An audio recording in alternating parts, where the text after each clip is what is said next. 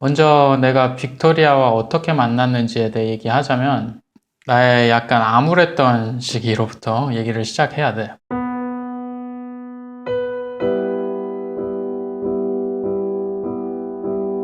때는 내가 싱글이 된 지 어느 정도 되었을 때였어. 외로움은 이미 싹 터 무르익기 시작했고 새로운 만남들이 계속 좋은 인연으로 발전을 하지 못하게 되면서 좌절을 느끼고 있었어. 30대 중반에 들어서면서 갈수록 데이트 상대를 찾는 것도 관계에 돌입하게 되는 것도 어려워지더라. 특히 내 또래 여자들을 만나는 게 어려웠어. 내가 온라인상에 있는 데이트 관련 서비스 이런 것들을 절대 이용하지 않는 것도 원인이었을 거야. 왜냐면 나는 그런 플랫폼을 이용을 해서 사랑을 시작을 하면 스스로에 대해서 좋게 생각을 할 수가 없어. 스토리가 폼이 안 나잖아. 나중에 누가 어떻게 만났어요? 물어보는데 뭐 데이트 사이트에서 만났어. 이러고 싶지 않거든. 난 자연스레 기대와 가미된 의도 없이 우연히 만나는 거를 좋아하는 축에 속해. 어쨌든 이런 식으로 만나려면 뭔가 밖에서 돌아다니고 활동을 해야 되잖아. 내가 딱히 20대 여자들한테 더 매력을 느끼는 것도 아닌데 만나게 되는 여자들이 자꾸 20대인 거야. 왜 그런가 생각을 해보니까 자기 인생길이나 그 파트너십에 대한 확신이 없는 20대들만 이런 어떤 모임이나 활동을 할 시간이 있는 거야. 활동할 시간이 있으니까 그 데이트 시장의 인구 풀 중에 비중이 높은 거지. 나는 사실 이제 자기 미래 고민하고 정서와 무드가 불안하고 인생 스토리도 별로 없는 20대들 만나는 거가 질린 상태였고 이젠 쌓아놓은 과거의 경험을 공유할 수 있고 같이 삶을 구축해가고 같이 늙어가는 관계를 만들고 싶었거든. 그렇게 혼자 지낸 지 3년 정도 되었을 땐 외로움이나 그 좌절감도 다 극복할 수 있었어. 내 삶의 상황에 대해서도 혼자라는 것에 대해서도 행복과 만족을 느낄 수 있는 평화로운 상태였어. 그리고 사랑에 대해선 그 어떤 가능성에 대해서도 열려 있었어. 뭐 이런 거였지. 혼자서도 행복하지만 누군가를 만나게 된다면 더 행복할 수 있는 준비가 되어 있던 거야. 그리고 마음속엔 다음에 누군가를 사랑하면 어떤 식으로 가든 진짜 사랑을 예전보다 더 잘할 거야. 이런 강한 의지와 자신감이 있었어. 그 와중에 확고한 관계로 접어들지 못한 짧은 로맨스가 두어 번 있었고 아쉬웠지만 그다지 마음이 아프진 않았어. 그러다 2017년 여름이 되었을 때 빅토리아를 만나게 됐지.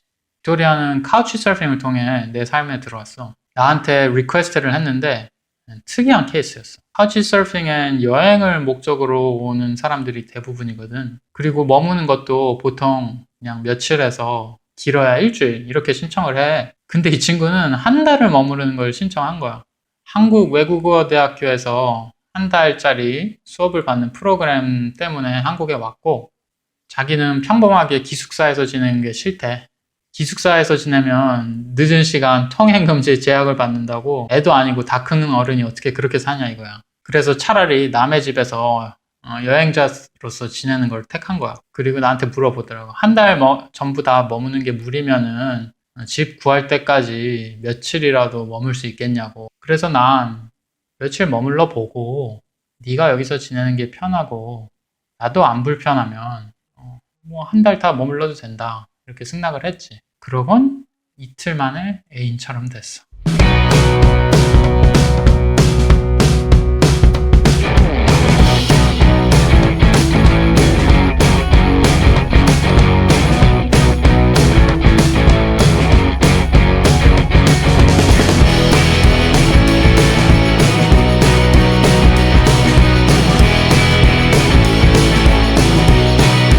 보면서 얘기하니까 그때 격렬한 감정이 다시 올라와가지고 애정 표현 좀 아무튼 그렇게 여름을 신나게 몇 주 보내다 보니까 이 친구가 물어보는 거야. 이걸 한여름의 정사로 생각하는 거냐 아니면 다른 생각이 있냐. 그래서 난 있는 그대로 얘기했지. 난 원래 약속된 한 명과의 long-term relationship을 선호하는 사람이다. 하지만 예전 상대 몇 명이 commit relationship을 원하는 여자여서 그것도 동의한 적이 있다.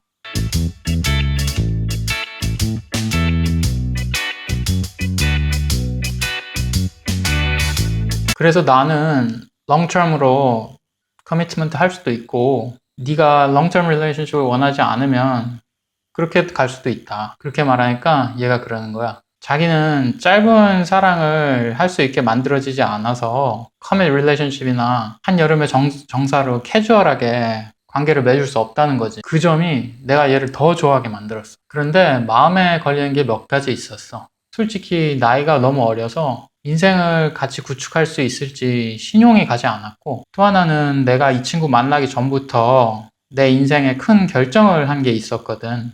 내가 조만간 한국을 무기한으로 떠나 스웨덴으로 가서 살기로 결심을 했었거든. 스웨덴으로 가는 것도 비행기 안 타고 길게 6개월 정도 걸려서 가는 그런 반지 원정대 같은 여정으로 배 타고 러시아 가서 기차 타고 2개월간 러시아를 횡단을 하고 발틱 3국을 거쳐서 또 배를 타고 스웨덴으로 입국을 하는 프로젝트였어. 디테일하게 계획을 했고 이름도 지었었지.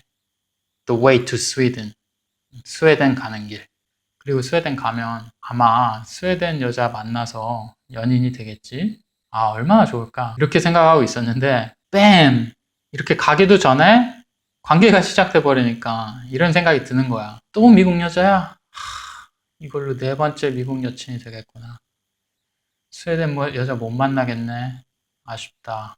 이 계획에 대해서는 내가 이야기를 했어. 나 내년 봄에 이런 식으로 떠나서 다른 인생을 시작을 할 거다. 뭐 여정을 같이 떠나고 세계 여행을 같이 하는 건 별게 아니야. 근데 내가 하려는 건 합법적인 이민도 아니고 보장된 직업도 기술도 없고 인맥도 없어서 체류 신분을 취득할 조건이 안 된 상태로 도전을 하는 거야. 그렇다고 충분한 돈을 갖고 가는 것도 아닌데 이런 조건으로 다른 나라로 가서 인생을 새로 시작해야 하는 걸 이제 막 만난 사람한테 같이 떠나자고 제의하기엔 인생이 너무 큰 변화잖아. 그래서 내가 빅토리아한테 먼저 물어볼 수가 없었어. 그렇게 내가 안 물어보고 있는데 얘가 먼저 얘기를 하는 거야. 내가 일단 이번 가을에 코스타리카에서 한 학기 동안 수업을 받아야 한다. 졸업을 하려면 2학기를 받아야 하기를 하는데 사실 한 학기든 2학기든 마치고 나면 그때 내가 러시아에 있다면은 자기가 러시아로 오고 그때 내가 만약 스웨덴에 있다면은 스웨덴으로 오겠다. 이렇게 얘기를 하는 거야. 와, 내가 놀랐지. 진짜 감동 먹었어. 요즘은 이 친구 세대나 심지어 내 또래 세대들도 사랑에 이렇게 커미트하는 사람이 드물거든. 다들 자기 미래, 자기 일이 더 중요하고 사랑 관계에 대해서 시간이나 에너지를 투자를 하는 것을 꺼리려는 양상이 되게 심해졌어.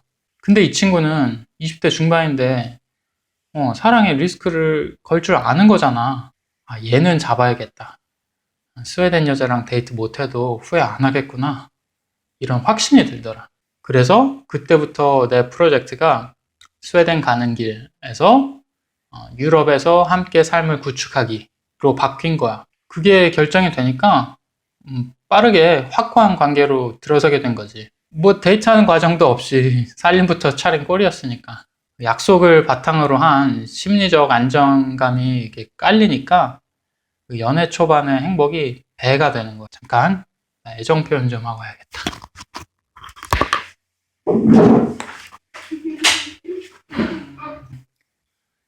그렇게 나와 함께 5주 지내고 빅토리아는 코스타리카로 갔어. 바로 또 장거리 연애라는 도전이 주어진 거지. 사실 난 예전 애인하고도 여러 번 떨어져서 지내봤기 때문에 5, 6개월 떨어져 지내는 거는 별로 도전도 아니었어. 오히려 그렇게 한동안 떨어져서 지내는 게 서로 더 깊은 신뢰를 쌓을 수 있는 좋은 기회로 봤지. 자주 연락 안 해도 되고 통화는 2주에 한 번 정도? 그 정도만 해도 나는 괜찮았어. 근데 빅토리아는 자주 연락 안 하는 거를 힘들어 하더라. 그런 차이도 알게 되고 어떤 걸 힘들어 하는지 이해하게 되는 거지. 그렇게 5개월 정도 지났을 때 그 빅토리아 학자금을 지원해주는 회사에서 더 이상 지원을 못 받게 돼서 다음 학기 등록할 돈도 없고 등록 기간도 놓쳐버리게 된 거야. 수중에 있던 돈도 미국에 있는 할아버지 장례 참여랑 또 친구 결혼식 이렇게 참여하느라고 2번을 왔다 갔다 해버리니까 다 떨어졌고, 그래서 학생 비자도 잃은 상태로 코스타리카에 붕 뜨게 된 거지. 그래서 내가 어떻게 할 셈이냐 하니까 뭐 코스타리카에서 일을 할 수도 없고 미국으로 돌아갈 돈도 없어서 갇힌 셈이래. 그래서 내가 돈이 문제인 거면, 만약에 돈이 있다면 어떻게 하고 싶냐고 물어봤지. 돈이 있다면 나한테로 오겠대. 그럼 내가 티켓 사줄 테니까 와. 그렇게 이틀 후 한국행 비행기로 왔고 다시 깨알이 쏟아졌지.